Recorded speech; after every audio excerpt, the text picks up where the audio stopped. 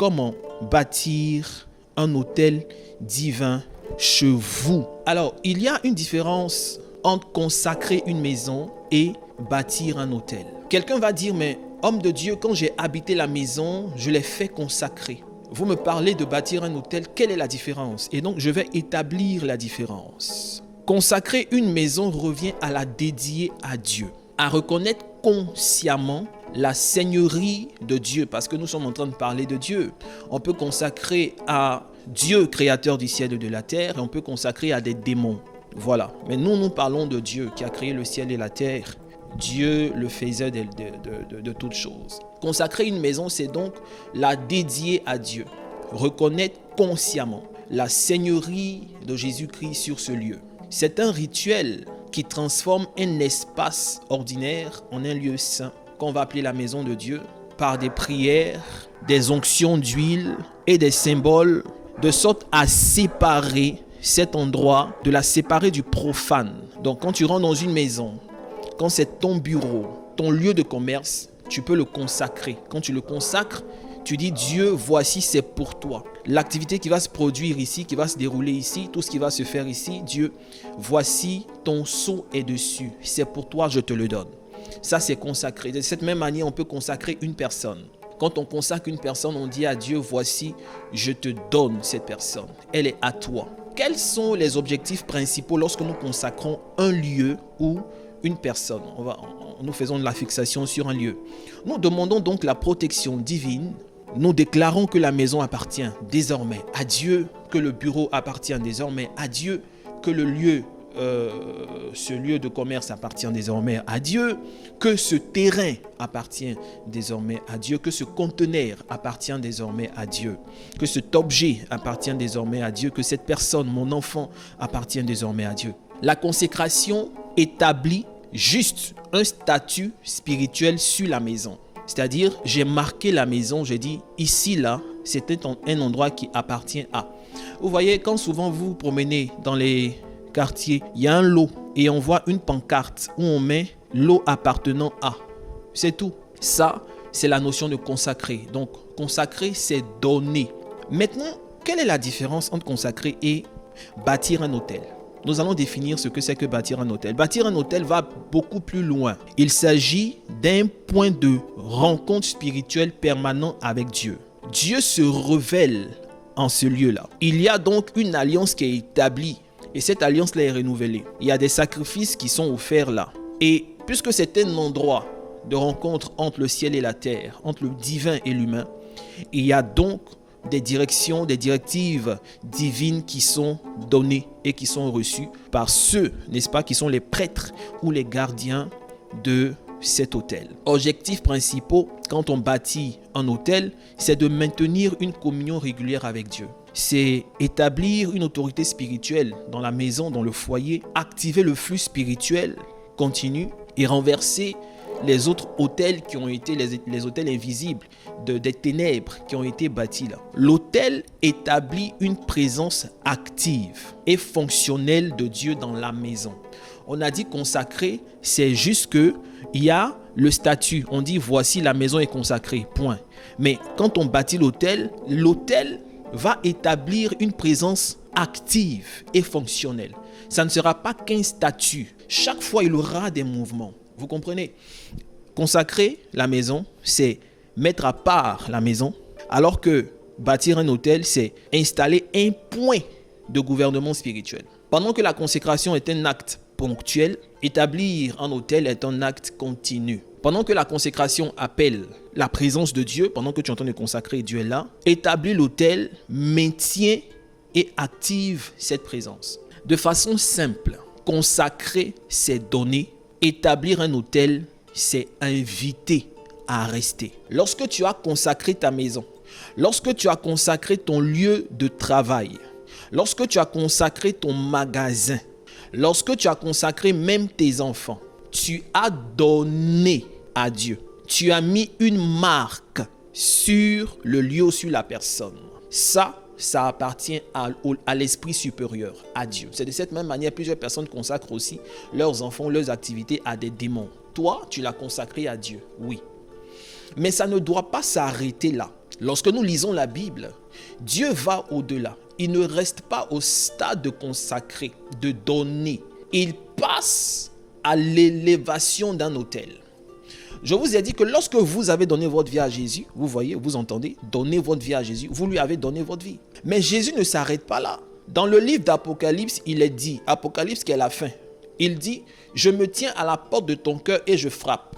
Si tu entends ma voix, que tu ouvres, j'entre chez toi. Je m'installe et toi et moi nous mangeons. J'ai donné ma vie à Jésus, mais je me rends compte que Jésus aussi, arrivé à un certain moment, veut venir s'installer en moi. C'est cela l'autel. Tu lui as donné, mais lui vient maintenant, il entre dans ta vie. Et ce passage-là, nous l'avons beaucoup connecté au moment d'évangélisation. Quand je vais évangéliser, je dis, Jésus se tient à la porte de ton cœur, il frappe. Si tu ouvres, il va entrer. Je suis d'accord avec ça, mais ça va au-delà. Quand tu ne connais pas quelqu'un, la personne tape à ta porte, tu dis, c'est qui? Qu'il te donne un nom que tu ne connais pas, tu ne lui ouvres pas. Et donc quand Jésus dit, je me tiens à la porte de ton cœur, je frappe, il n'est pas en train de parler à des personnes qui ne le connaissent pas. Il parle à des personnes qui le connaissent. Ce passage concerne ceux qui ont donné leur vie à Jésus. Jésus passe à un niveau supérieur. Il dit, tu m'as donné ta vie, mais maintenant je veux venir m'installer. Fais de ton cœur un autel pour moi. La notion d'autel est donc une chose importante. Consacrer, c'est donner. Bâtir un autel, c'est inviter la présence de Dieu. Et ce paragraphe-là m'amène à parler maintenant des deux sortes d'autels. Les autels mobiles et les autels immobiles. Les autels immobiles, ce sont les maisons ou des endroits qui sont dédiés. Les autels mobiles, ce sont les humains. Les hommes sont des autels mobiles. Vous voyez, aujourd'hui, malheureusement, les croyants se sont abonnés au développement personnel simple. Pourquoi? Parce qu'on te dit, tu n'as pas besoin d'accessoires, tu n'as pas besoin de rituels, tu n'as pas besoin d'action. Il faut seulement croire, parler et ça s'arrête là. Ce n'est pas faux, c'est bon, mais ce n'est qu'une facette de la pièce. Une pièce n'a pas une seule face. Une pièce en a deux. Je dirais même on a trois, recto verso et la ceinture, le diamètre. Quand des personnes disent revenons à l'évangile, mais qui était parti où? On est là?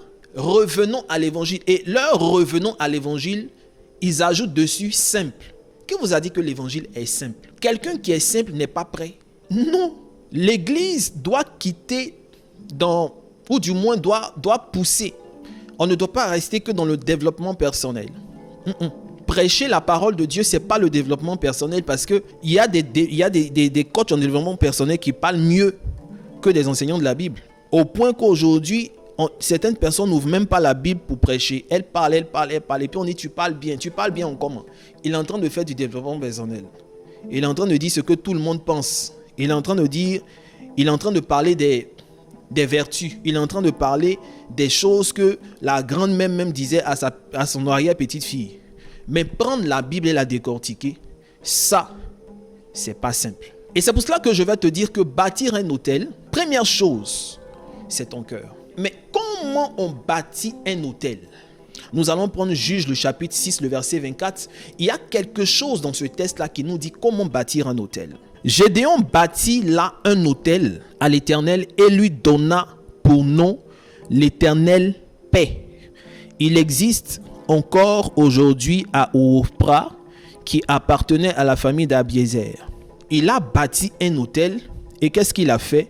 Il a donné un nom.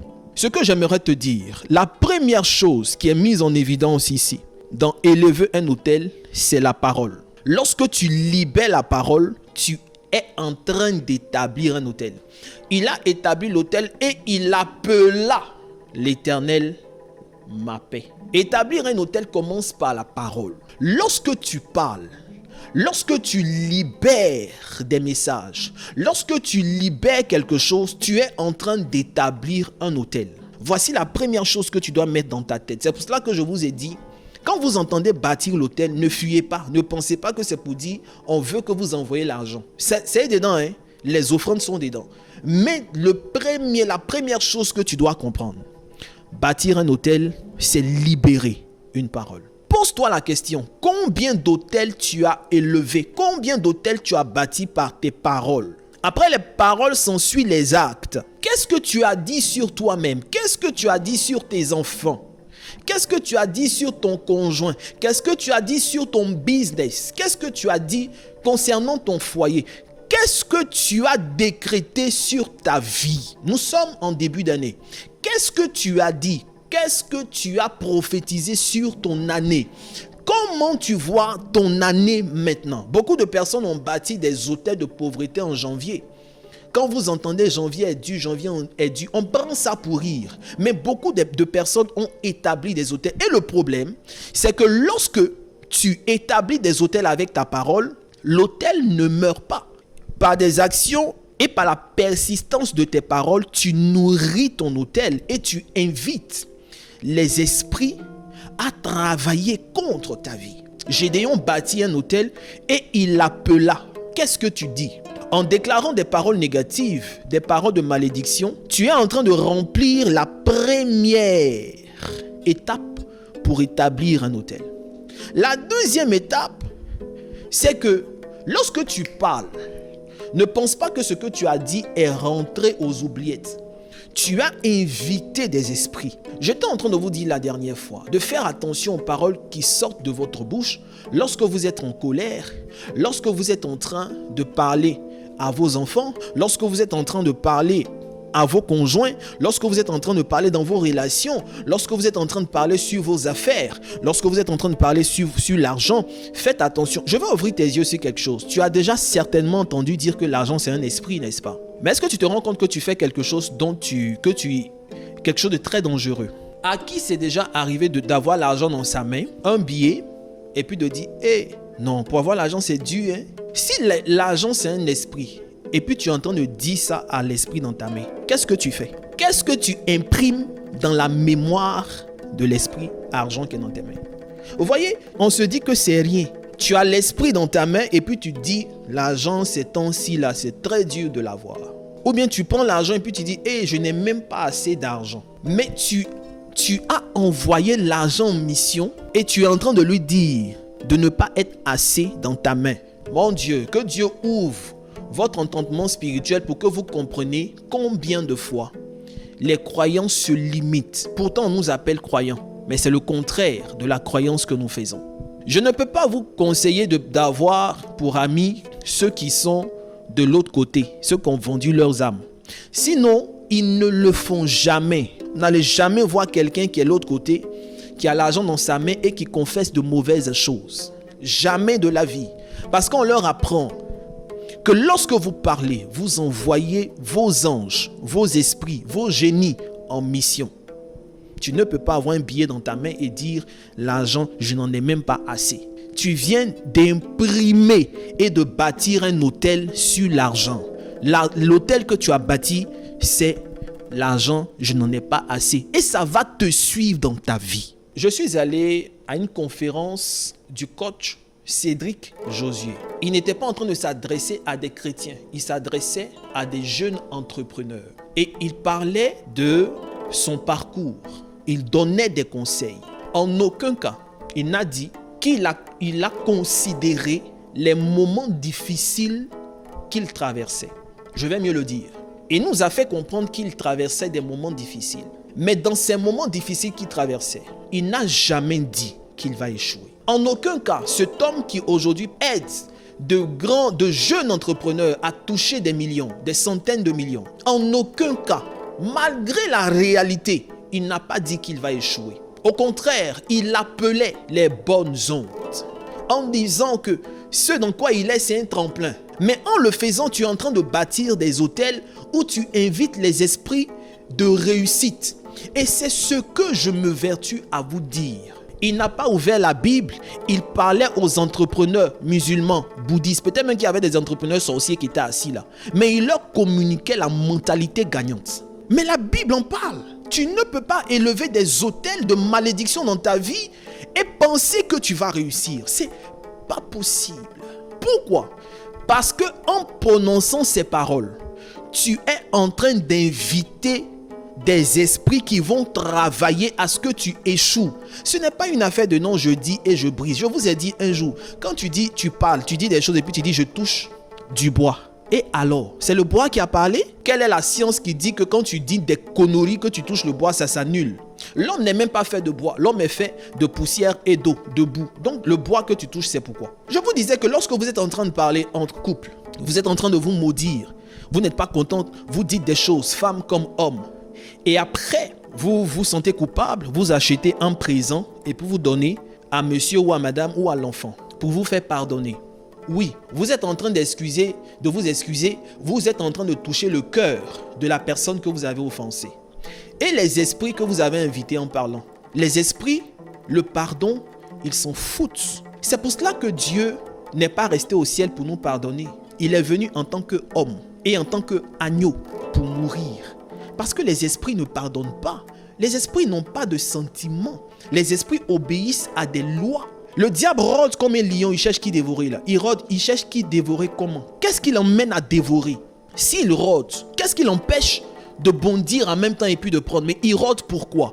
Parce qu'il attend tout simplement un pont. Le pont qu'il attend, la route qu'il attend, la route tracée vient de ce que tu dis.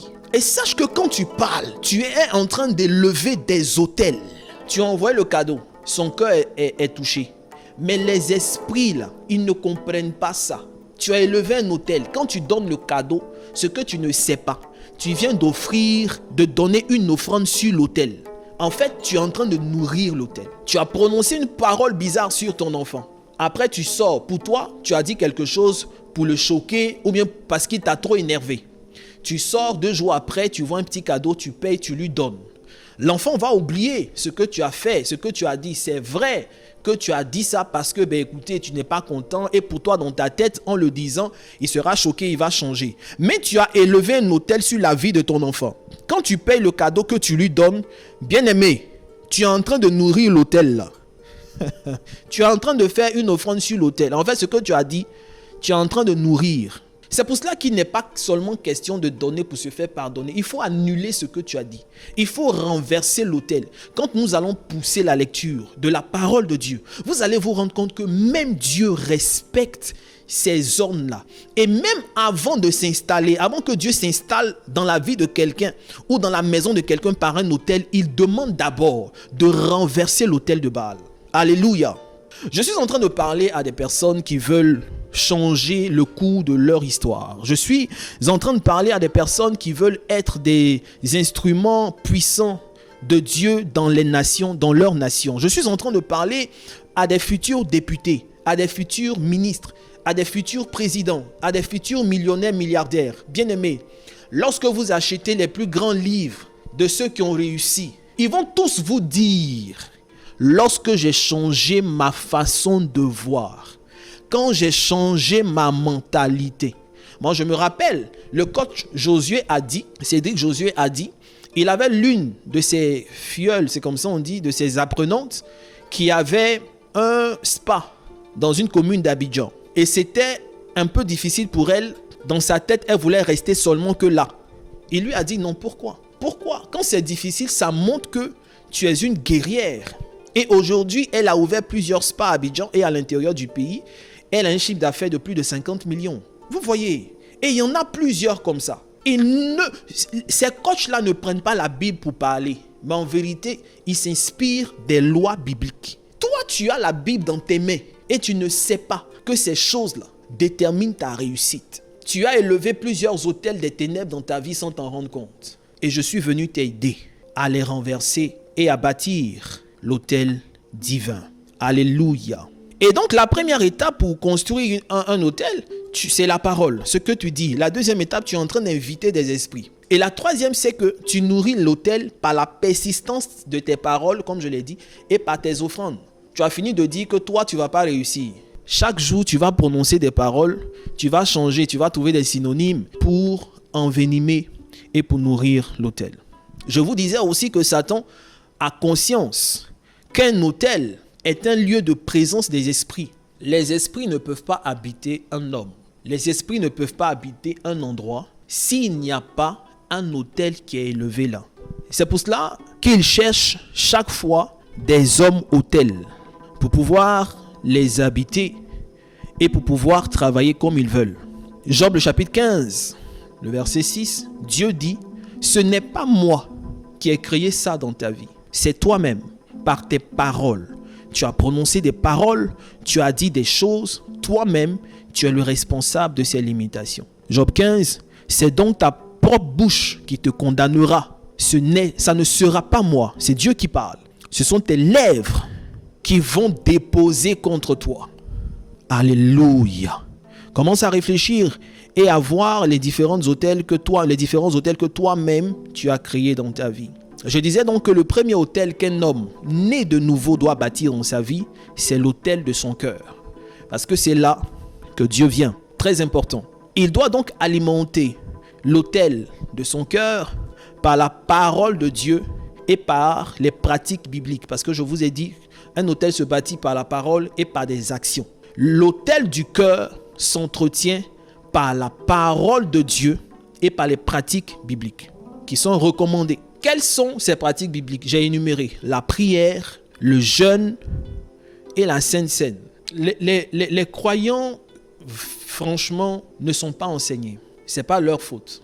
Vous savez, quand on dit que quelqu'un, et je profite pour vous dire, vous qui êtes sur les réseaux sociaux, ne pensez pas que quand on dit un vrai homme de Dieu, c'est celui qui dit les choses que vous voulez entendre. Quand vous entendez un homme de Dieu dire, les actions prophétiques, c'est des conneries. Les rituels, c'est des conneries. Prier avec le feu, c'est quoi? Prier avec le vent, c'est quoi? Allumer les encens, c'est quoi? C'est pas biblique, c'est pas biblique. Vous applaudissez parce que vous pensez que c'est ça l'évangile. Je vais vous dire quelque chose. Il y a des personnes qui prêchent comme ça, mais qui sont inspirées par le diable. Tu peux vraiment avoir l'appel, mais être inspiré, être mal inspiré. Satan a une stratégie. Vous savez pourquoi on l'appelle le malin? Malin ne veut pas dire mal intelligent. Malin veut dire intelligent dans et pour le mal. L'une des stratégies de Satan, de nos adversaires, qui fonctionne aujourd'hui, c'est de présenter la vérité comme étant fausse. Il inspire des personnes, des prédicateurs connus dans le monde, en Afrique, en Europe, connus, respectés. Il les inspire de faux enseignements et quand ces derniers-là parlent, vous pensez que c'est vrai. Et malheureusement, ils égarent plusieurs. Ces enseignants-là sont souvent victimes. Il y en a qui se font exprès, mais il y en a qui sont souvent victimes. Qui vous a dit que prier avec le feu, allumer des encens, prendre de l'huile, prendre du vin et prier, c'est satanique? Je me rappelle, il y a des années en arrière, les églises évangéliques ne priaient pas avec l'eau. Les églises évangéliques priaient avec l'huile parce qu'on sait, ils disent que l'huile c'est le Saint-Esprit, ce qui est faux. Nos frères catholiques ont l'eau bénite. Les églises évangéliques les condamnaient. Arrivé un certain moment, les églises évangéliques ont commencé à prier avec de l'eau. Qui leur a demandé? L'église catholique priait toujours parce qu'ils ont copié, n'est-ce pas, le modèle des apôtres. Les apôtres priaient avec le feu. Les églises évangéliques ne priaient pas avec le feu. On n'allume pas le feu. Que le Saint-Esprit est le feu. Arrivé un moment, il y a eu un vent de réveil. Ils ont commencé à allumer le feu. Vous savez, faites très attention. La parole de Dieu là, elle est esprit et vie. Lisons-la pour avoir ce qu'il nous faut pour réussir. Moi, je ne suis pas en train de parler de doctrine. Je suis en train de vous parler de la révélation qui éclaire. De la parole de Dieu qui est vraiment la lampe à nos pieds et la lumière sur nos sentiers. La Bible est remplie de secrets pour qu'on réussisse. La Bible est remplie de secrets pour que les croyants prennent la tête des nations. La Bible est remplie de codes spirituels pour nous emmener dans les sphères élevées. La parole de Dieu, la Bible est remplie de mystères révélés, cachés mais révélés, pour que nous puissions occuper les hauts postes dans les nations. Mais c'est parce qu'il y a des enseignements qui nous font croire que c'est le passé. Moi, personnellement, je ne peux pas avoir dans ma main un livre, on dit c'est le passé, et puis ça fait quoi dans ma main? C'est gros comme ça dans ma main, pourquoi? Mais on ne peut pas avoir une Bible dans la main et puis on va dire non, cette partie-là, c'est avant. Ce n'est pas logique. Vous prenez la Bible, vous dites c'est la parole de Dieu et puis vous-même vous décidez qu'il y a une partie qui ne concerne plus l'actualité. Pardonnez. Et c'est ce que vous faites et puis les kémites pensent qu'on ne sait pas ce qu'on dit. Pensent qu'on ne sait pas ce qu'on fait. Les kémites pensent qu'on est perdu. Pourtant c'est eux qui sont perdus. Vous avez la Bible puissante dans laquelle se trouvent des secrets extraordinaires, Mais vous partez vous connecter à des sciences occultes. Parce que pour vous, la Bible est insuffisante. Je suis venu réveiller vos esprits. Les questions sur des doctrines inutiles, des choses qui ne font pas avancer. Vous faites que des personnes qui sont basses intellectuellement viennent dire que la Bible est tronquée. La Bible n'est pas tronquée. La Bible est un livre mystique. La Bible n'est pas un livre historique. Je le dis tout le temps. La Bible retrace l'histoire. Mais quand elle retrace l'histoire, elle nous donne l'essence pour réussir dans la vie contemporaine. C'est le moment de se réveiller. C'est le moment de se lever. Jeunes gens, c'est le moment de se lever. Afrique, c'est le moment de se lever. Lorsque Jésus était petit, il y a un roi qui voulait lui faire du mal. C'est en Égypte que Jésus a trouvé refuge avec ses parents. Qui vous a dit que l'Afrique est maudite? Mais vous pensez que la Bible est un livre comme tous les autres. La Bible est la parole de Dieu. Vous savez ce que c'est quand on dit la parole de Dieu? Vous savez ce que c'est? C'est par la parole que toute chose a été faite. La Bible est puissante. Quel que soit ce que tu vis, que ce soit un problème financier, que ce soit un problème de santé, quel que soit ce que c'est, la Bible et son auteur, Dieu par Jésus-Christ, capable de te relever. Et nous sommes arrivés à ce moment, en ce temps où Dieu se choisit des personnes dans toutes les sphères d'influence. La politique, l'économie, le droit, la santé, la religion, les arts, métiers, divertissement, toutes ces choses pour démontrer sa gloire. Il a besoin de toi. Et c'est maintenant que tu dois commencer. Est-ce que je parle à quelqu'un? Chrétiens d'Afrique, chrétiens du monde entier, jeunes gens. La Bible dit, jeunes gens, vous êtes forts. La Bible que tu as dans tes mains est puissante.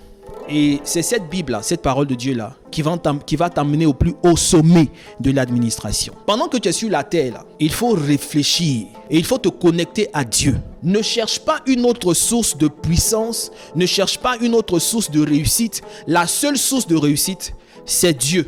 Et Dieu nous a donné sa parole, la Bible, pour que tu réussisses. C'est pour cela qu'il faut écouter des messages vivants. Il ne faut pas écouter des messages que le grand-père, la grand-mère qui ne connaît pas Dieu peut t'enseigner. Les messages de la morale, là, c'est bon pour la morale. Ce n'est pas la morale qui fait réussir. C'est le mystique qui fait réussir. Quand on dit revenons à l'évangile, c'est tout ça. Ce n'est pas que le bon sens, les bonnes manières. Ce n'est pas ça l'évangile. Non. Quand Jésus est arrivé, il a marché sur l'eau. Ça là, c'est quelque chose de simple. Quand Jésus est arrivé, il y avait un monsieur, son ami, qui était mort, qui a fait 4 jours dans la tombe. Il est arrivé le 4e jour, il a réveillé. Ça, c'est l'évangile simple. Il a fait appel à Pierre. Pierre était le seul humain qui a marché sur l'eau. Il dit, Pierre, viens. Ça, c'est quelque chose de simple. Lorsque nous voyons Jonas qui est avalé par un poisson, ça, c'est quelque chose de simple. Quand on voit le jour de la Pentecôte où des personnes se mettent à parler des langues qu'ils n'ont jamais appris, ça c'est quelque chose de simple. Quand on voit un monsieur comme Étienne qui est à un endroit A, qui disparaît, qui apparaît, ça c'est simple. Quand on voit même l'Apocalypse, on voit Jean qui, sur l'île de Patmos, voit des choses extraordinaires. Quand ils voient le Seigneur Jésus, qu'ils ont chicoté, qu'ils ont frappé, qu'ils ont immolé, quand flagellé, quand ils le voient avec des yeux de feu, avec une longue chevelure, avec un nom qui est écrit sur sa cuisse. Ça, c'est quelque chose de simple. Arrêtez de nous distraire. Arrêtez. Et je veux t'inviter aujourd'hui, chers jeunes.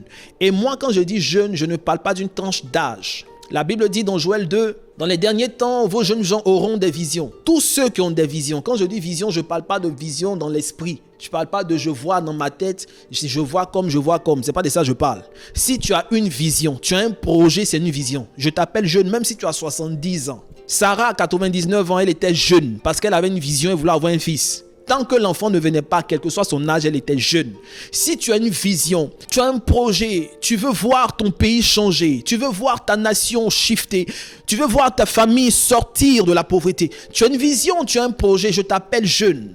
Et la Bible dit, jeunes gens, vous êtes forts. C'est notre temps. C'est notre temps. Alléluia. Et Satan le sait, c'est pour cela qu'il veut te plonger dans cette dynamique-là de te faire élever des autels de malédiction sur ta vie.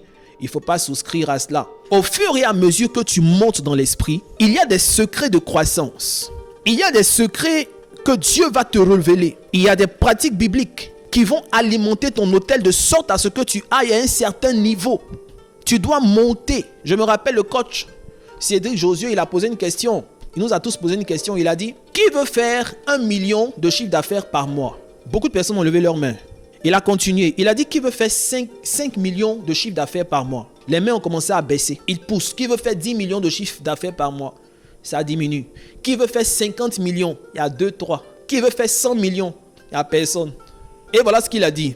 Comme il n'y a pas assez de personnes qui veulent faire 50 millions de chiffre d'affaires par mois, ce que je vais dire là, je vais couper. Parce que pour faire 50 millions de chiffre d'affaires par mois, il y a des choses que vous devez savoir. Pour faire 100 millions de chiffre d'affaires par mois, il y a des choses que vous devez savoir. Et il a posé une question.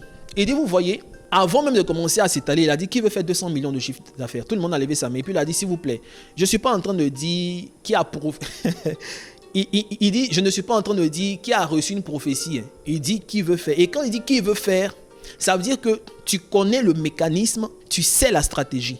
Les gens ont baissé leurs mains. Qu'est-ce que je vous fais comprendre? Je vous fais comprendre que quand tu veux atteindre un certain niveau, il y a des choses que tu dois savoir et il y a des choses que tu dois appliquer. Puisque la majeure partie de ceux qui ont levé leurs mains, c'était 5 millions de chiffre d'affaires par mois, il a donné des secrets de 5 millions de chiffre d'affaires.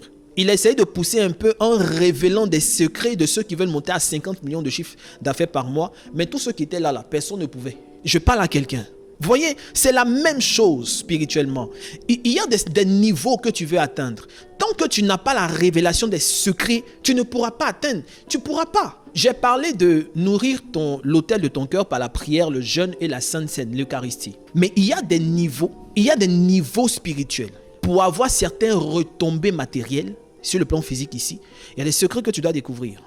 En plus de la prière, du jeûne, de la sainte seine, il y a des offrandes.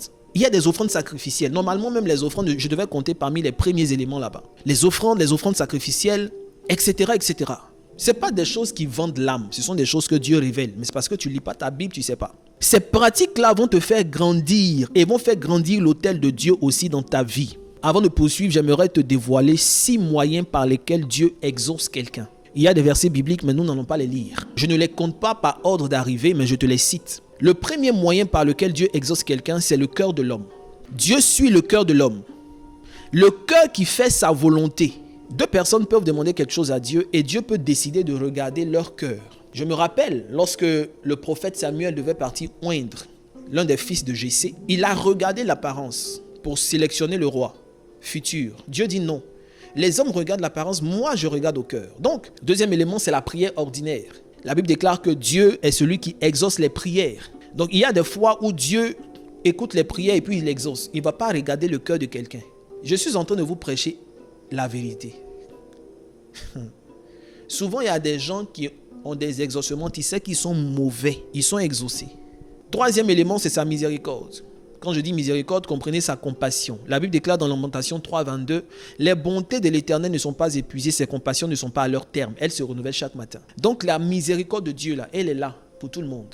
Quand tu sais la capter, elle vient sur toi. Quatrième élément, c'est sa grâce. Dieu fait grâce à qui il veut. Avant-dernier élément, ce sont les rituels. Et les rituels ici, ce sont les secrets qu'un humain connaît pour soumettre la nature et pour envoyer des esprits en mission. Quand tu as le secret de certains rituels, que tu les appliques, il y a effet. Et le dernier élément, ce sont les autels. L'alliance ou les autels. Notre Dieu garde l'alliance. Pourquoi je vous dis que l'autel est important? Parce que comme je l'ai dit à l'introduction, l'autel appelle Dieu chez toi. Et l'autel devient le centre d'opération du Saint-Esprit. Quand il y a l'autel élevé sur la vie de quelqu'un, quand il y a l'autel élevé dans la maison de quelqu'un, les anges de lumière sont là et travaillent pour lui. Ne néglige rien. Parmi tous les 6 éléments que j'ai cités, ne néglige rien. Il faut mettre toutes les chances de ton côté. Maintenant, notre sujet même de ce soir, c'est cette facette de l'autel qui est très importante, que vous devez intégrer dans votre vie en dehors de l'autel du cœur. C'est l'autel que tu dois bâtir chez toi à la maison, l'autel que tu dois bâtir dans ton travail, l'autel que tu dois bâtir sur ton lieu de commerce. C'est une chose importante. Lisons Genèse, le chapitre 28, les versets 10 à 19. Je vais vous expliquer quelque chose. Jacob avait quitté Beersheba et marchait en direction de Haran. Comme le soleil se couchait, il prit une pierre pour s'en faire un oreiller et se coucha pour passer ainsi la nuit dans le lieu qu'il avait atteint. Dans son rêve, il vit une sorte d'escalier reposant sur la terre et dont le haut atteignait le ciel. Et voici que les anges de Dieu montaient et descendaient cet escalier. L'Éternel lui-même se tenait tout en haut et lui dit: je suis l'Éternel, le Dieu d'Abraham, ton ancêtre, le Dieu d'Isaac. Cette terre sur laquelle tu reposes, je te la donnerai à toi et à ta descendance. Elle sera aussi nombreuse que la poussière de la terre. Je vais descendre jusqu'au verset 18. Le lendemain, de grand matin, il prit la pierre sur laquelle avait reposé sa tête et la dressa en stèle et répandit de l'huile sur son sommet. Il appela cet endroit Bethel, maison de Dieu. Avant, elle s'appelait Luz. Avant de te décortiquer ce passage, j'aimerais te dire une chose. Lorsque Dieu parle à Jacob, il lui dit: je suis le Dieu d'Abraham, ton ancêtre. J'aimerais faire un clin d'œil à ce courant, aux Kémites. Les ancêtres, on ne leur parle pas. Les ancêtres là, ce sont des humains. Les ancêtres ne sont pas des esprits.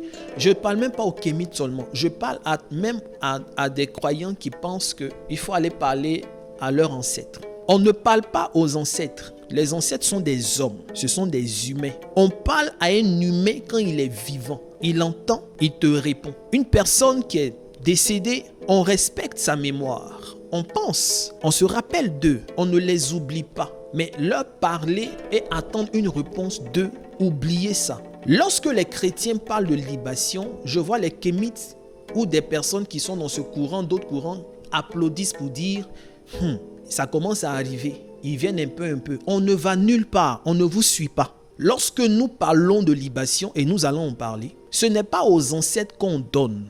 Non. Les ancêtres sont des humains. Pour que vous compreniez ce que je dis, sachez que vous qui êtes là, dans 50 ou 100 ans, si Jésus ne revient pas, vous serez des ancêtres de vos petits-enfants. Tu penses que quand tu vas mourir, dans 50 ans ou dans 100 ans, que tes arrière-petits-enfants, peut-être même qu'ils vont t'oublier, tu penses que tu vas les entendre? Tu seras d'abord même dépaysé de leur technologie, de leur temps. Tu vas être perdu. Si aujourd'hui, là, Abraham vient sur la terre, il va fuir même parce qu'il sera surpris de tout ce qui se passe. Si David ou bien Salomon arrive, non. Ils seront tellement choqués, toi-même de ton vivant.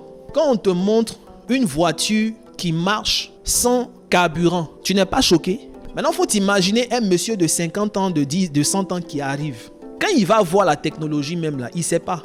Il va dire: ramenez-moi dans ma tombe. Et c'est à eux vous parler. Ils n'ont qu'à vous dire quoi? Voilà Dieu qui dit à Jacob: je suis le Dieu de ton ancêtre. Est-ce qu'il a dit: élève un autel pour ton ancêtre? Élève un autel pour moi, en mon nom. Ton ancêtre dont on t'a parlé, Abraham, qui est le père de la foi. C'est moi son Dieu. Les enseignements qui ont été transmis d'Abraham de génération en génération, là, je viens me révéler à toi pour dire: c'est moi son esprit. C'est moi son grand esprit. C'est pas Abraham à qui il faut verser l'eau. Ton eau bizarre, tu vas verser. Lui, il est en haut là-bas, il y a bonne eau là. C'est ça, il n'a qu'à boire. Pardonnez. Tu prépares igname, tu déposes. Non, c'est pour les ancêtres. Arrêtez ça. Dieu prononce le mot ancêtre, mais il dit: je suis le Dieu de vos ancêtres. En fait, quand vous prenez Gédéon était en train de travailler, et puis il y a un ange qui arrive. L'ange lui dit: vaillant héros, lève-toi. Gédéon dit: non, s'il te plaît, où est le Dieu dont nos ancêtres avaient parlé? Ça veut dire que moi, je n'étais pas là, mais mes ancêtres ont écrit. Ça a été transmis de génération en génération jusqu'à moi. Ils ont dit que le Dieu là, il est puissant, il est temps où il est. Gédéon n'a pas dit: je vais appeler mes ancêtres. Arrêtez ça. Arrêtez. Nous parlons au Dieu de nos ancêtres que nous connaissons. On connaît l'histoire d'Abraham relatée dans la Bible, donc je peux m'appuyer pour dire le Dieu d'Abraham, mon ancêtre. Si tu connais ton arrière-grand-père, connaître dans le sens où on t'a parlé de lui, voici ce que Dieu faisait avec lui, nanana. Tu peux dire: le Dieu de mon ancêtre qui faisait ça là, viens me parler aussi. C'est pas ton ancêtre, il ne t'entend pas. C'était la première chose, c'est pas ça qui est notre sujet. La deuxième chose dans ce texte que nous avons lu, on nous dit que Jacob a dormi dans un endroit. Quand il dort dans l'endroit, il a une théophanie, c'est-à-dire une manifestation divine. Il voit des anges qui montent, qui descendent et il voit l'Éternel même au sommet. Parce que souvent quand nous lisons, on se limite seulement à les anges sont montés, sont descendus. Non, on nous dit qu'il a aussi vu l'Éternel en haut. L'auteur de ce défilé angélique là, il l'a vu en haut. Quand il se lève, il bâtit un autel et il fait des libations. Au-delà de tout ce qu'on peut dire, je veux te révéler que ton lieu où tu dors, il doit avoir un autel qui doit être bâti. Le lieu qui te sert de repos, un autel doit être bâti. D'où mon thème. Comment bâtir un autel divin chez toi? L'une des leçons de ce test, c'est que pour que les anges montent et descendent, où tu dors, est-ce que tu as un autel qui est élevé là? Et quand je parle de repos, je vais aller loin. L'endroit qui te permet d'avoir de l'argent. Est-ce qu'il y a un hôtel qui est là-bas? Ton foyer qui est pour toi un repos. Est-ce que tu as bâti un hôtel là-bas? Tu te lèves chaque matin pour partir au bureau. Tu travailles pendant 30 jours. Tu as un salaire. On te donne de l'argent contre ton temps. Ça te permet de subvenir à tes besoins. C'est aussi un repos. Est-ce qu'il y a un hôtel, le Dieu, qui est là-bas? Alléluia. Quand vous allez lire la Bible, vous allez vous rendre compte que, concernant Jacob, chaque fois que Dieu voulait parler à Jacob, pendant un certain moment, un long moment, Dieu lui demandait de retourner à Bethel. Quand il s'est levé, qu'il a bâti l'autel qu'il a appelé l'endroit Bethel. Après, il est parti. Dieu lui a dit, retourne à Bethel. Arrivé là-bas, Dieu lui parle encore pour lui dire, je change ton nom. Pourquoi bâtir un hôtel où tu dors? Pour que ton repos soit permanent. Pourquoi bâtir un hôtel où tu bosses? Pour qu'il y ait la paix là-bas. Il faut bâtir un hôtel chez toi à la maison. Est-ce que je parle à quelqu'un? Un hôtel divin, note-le, est un lieu de révélation et d'habitation de Dieu. Quand tu bâtis un hôtel chez toi à la maison, tu invites Dieu à rester là. Bâtir un hôtel ne s'arrête pas aux saintes paroles. Il faut des éléments qui interviennent, d'où la notion de rituel. Genèse le chapitre 35, les versets 13 à 14. Dieu se leva au-dessus de lui, dans le lieu où il lui avait parlé. C'est de Jacob qu'il est question. Et Jacob dressa un monument dans le lieu où Dieu lui avait parlé. Un monument de pierre sur lequel il fit une libation et versa de l'huile. Quand Dieu parle à Jacob, que Jacob bâtit un autel, il y a 3 choses qui vont se produire. Il y a la parole que Jacob va prononcer et il y a des actions qu'il va poser. Dans les actions qu'il pose, il fait une libation. La version français courant ou Bible du semeur est précise. Il fait une libation de vin. Il prend du vin, il verse sur la pierre. Après, il prend de l'huile, il verse sur la pierre pour la consacrer. Et maintenant, il ouvre la bouche et il dit, cet endroit, on va l'appeler dorénavant Bethel. On va dorénavant l'appeler maison de Dieu. Avant, on appelait cet endroit la Luz.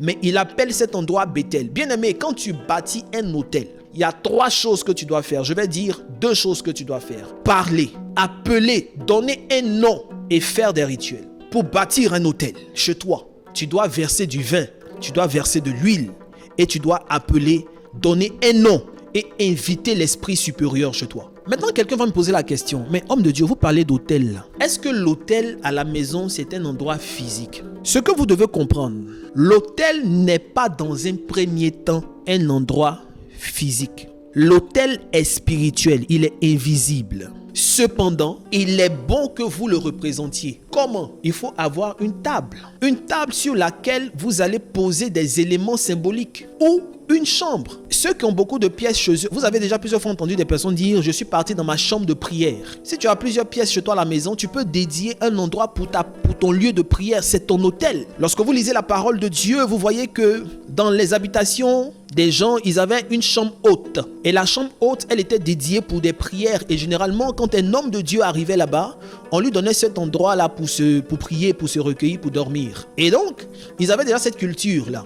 Si chez toi, il y a une pièce qui est libre, tu peux l'aménager de sorte à ce qu'elle soit ta chambre de prière où tu mets ton hôtel, c'est ton hôtel. Vous comprenez ce que je suis en train de dire? L'hôtel est spirituel. Cependant, il est bon de le représenter. Vous pouvez avoir une table chez vous qui va représenter l'autel. Et nos frères catholiques, ils ont compris. Vous allez rentrer chez un catholique pratiquant bien. Il a toujours sa grotte quelque part. Les gens qui ne comprennent rien là, non, vous ne devez pas avoir de représentation des choses qui sont dans le ciel. Est-ce que vous lisez la Bible même? Ce que Dieu a dit là, est-ce que les gens ont compris? Ce dont il parlait, il disait de ne pas avoir ces genres de représentation pour les adorer. Quelqu'un qui dit qu'il ne faut pas avoir des représentations et puis lui-même il dit faites l'âge de l'alliance. C'est pourquoi? En fait, ce qu'il disait, il disait de ne pas représenter des êtres pour les adorer ou bien pour les substituer en Dieu. C'est tout. Donc, une table que tu dédies dans un endroit précis de ta maison. Moi, par exemple, mon autel représenté est dans ma chambre à coucher. Sur cet autel-là, j'ai déposé ma Bible. J'ai un chandelier à 7 branches, j'ai déposé mes bougies. Quand j'ai fait mes allumages de bougies, j'allume la bougie. J'ai déposé mon sel parce que je fais des bains avec mon sel. J'ai déposé de l'eau, mon eau bénite. J'ai mon bol d'encens. J'ai ma sainte scène. Je dépose les sujets de prière. Est-ce que je parle à quelqu'un? Avoir cet endroit-là comme représentant l'autel que tu as bâti dans la prière et par tes rituels, avoir un endroit qui représente, il n'y a rien de satanique là-bas. Satan ne peut pas aller là-bas, il ne peut pas aller là-bas. Comme on dit à Abidjan, il n'a pas qu'à de partir là-bas. Vous comprenez ce que je suis en train de dire? Tu peux le représenter et c'est important de le représenter. Ça te rappelle chaque fois que tu as bâti un autel chez toi à la maison. Certaines personnes mettent ce qui représente l'autel dans leur salon. Ça ne dérange pas. Tant que c'est un endroit vers lequel les gens ne vont pas aller